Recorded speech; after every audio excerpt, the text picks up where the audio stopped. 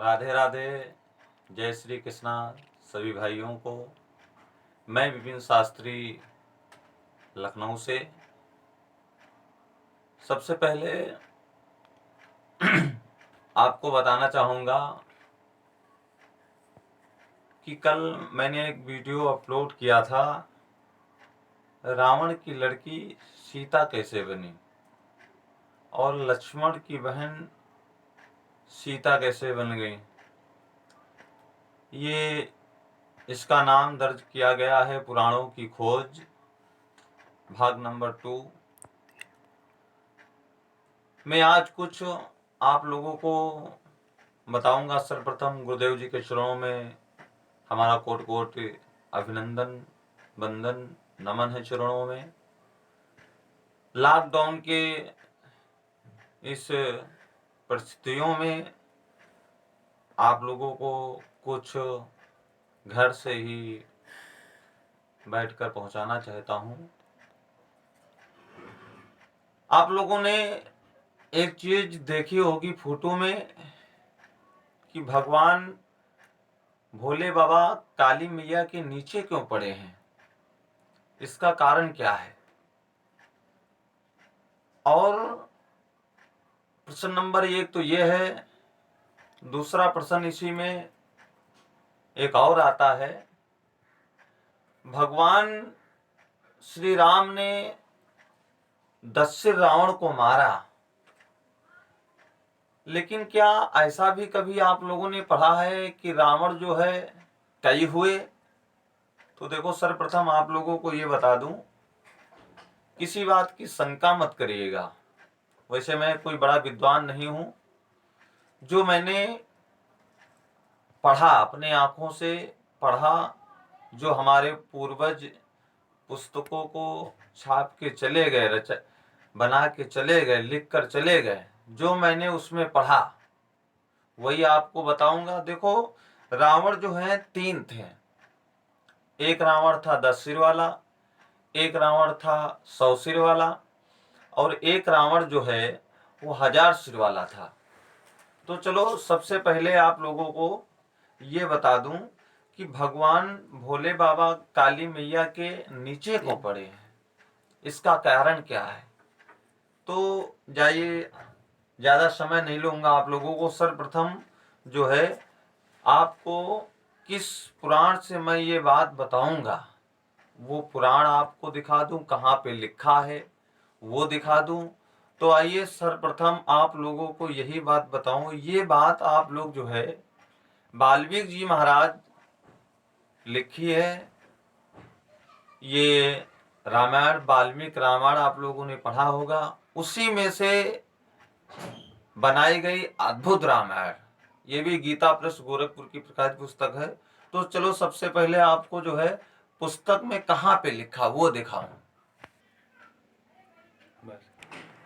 तो देखिए, ये रामायण है, अद्भुत रामायण। ये अद्भुत रामायण है। ये अद्भुत रामायण है। इसमें जो है पेज नंबर आप खोलेंगे, अद्भुत रामायण में पेज नंबर, आप लोग ये अद्भुत Ramayana page number 122, page number 122, श्लोक नंबर जो है 68, यहाँ से आप पढ़ेंगे। भगवान भोले बाबा पैरों के नीचे लेटे हैं। यहाँ से आएंगे 127-29 तक। तो आप लोगों ने देखा, अद्भुत रामायण में 124-25 से पढ़ेंगे, यहाँ पे ये कथा प्राप्त होगी। देखिए, सर्वप्रथम बताना चाहता हूँ, मैंने आपको पुस्तक भी दिखा दिया है, नाम भी दिखा दिया दर्ज उसमें। तो किस प्रकार से शंकर भगवान नीचे पड़े। देखिए, जिस समय भगवान श्री राम ने 10 सिर रावण को मार दिया, तो भगवान श्री राम अयोध्या चले आए, माता सीता जी को लेकर अयोध्या आ गए, वहाँ के राजा बन गए। लंका का राजा विभीषण बन गए। और जो है उसी समय लंका में घटना हुई। जिस समय भगवान श्री राम अयोध्या के राजा बने तो लंका में एक घटना हो गई। एक समुद्र से 1000 सिर वाला रावण प्रकट हो गया। जितने राक्षस मिलते हैं वो 1000 सिर वाला रावण सबको मार रहा है। विभीषण घबरा गए, हलचल पूरी लंका में मच गई। विभीषण वहां से भगे हैं, राज सिंहासन छीन लिया। भागते भागते विभीषण भगवान श्री राम के पास में आए। भगवान श्री राम से दोनों हाथों को जोड़ा, बोले हे प्रभु मैं बहुत परेशान हूं। भगवान श्री राम कहने लगे क्या बात हो, क्यों परेशान हो। विभीषण कहने लगे प्रभु एक 1000 सिर वाला रावण समुद्र से निकला है, आप जल्दी चलो। भगवान श्री राम आज सभी वानरों के साथ में हनुमान जी को लिया और चल दिया। चलते चलते वहीं पर आ गए जहां पे 1000 सिर वाला रावण सभी राक्षसों को मार रहा है और मार मार के समुद्र में फेंक रहा। वहीं पे आ गए भगवान। लेकिन माता सीता अयोध्या में है, ये बात माता सीता जी को नहीं मालूम। एक बात और बताऊंगा आप लोगों को, शक्ति के बिना ब्रह्म अधूरा है।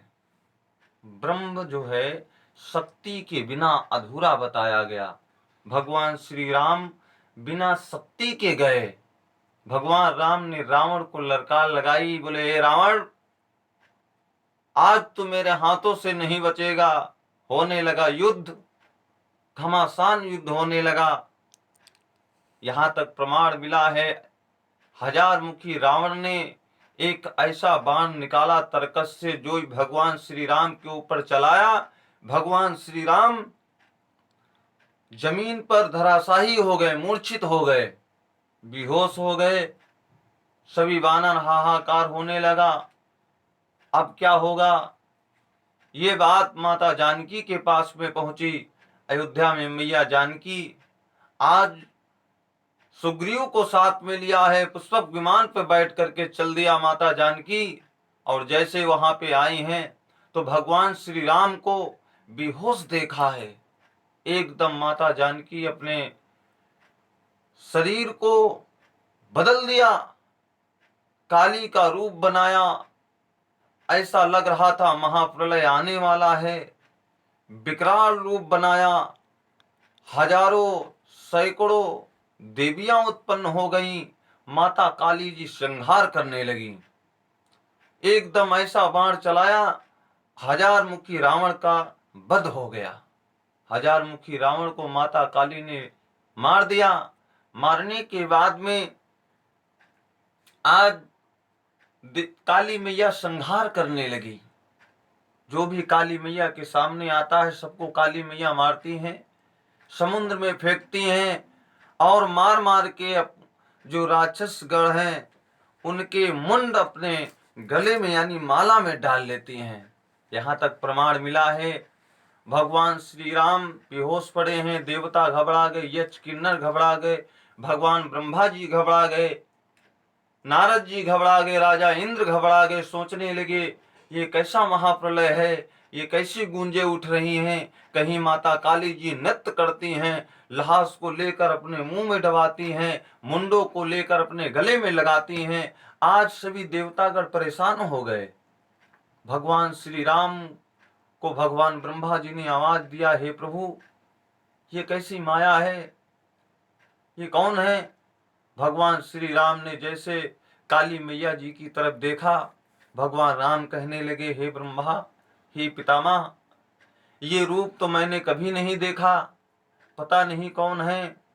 दोनों हाथों को जोड़कर भगवान श्री राम विनती करने लगे, बोले हे पार ब्रह्म परमात्मा, हे देवी आप कौन हैं। काली मैया ने एकदम संहार चालू रखा, लेकिन भगवान श्री राम ने जब विनती किया कि आप कौन हैं तो माता काली जी ने भगवान श्री राम से एक बात कही कि आप ऐसे हमें नहीं जान पाओगे मैं कौन हूं।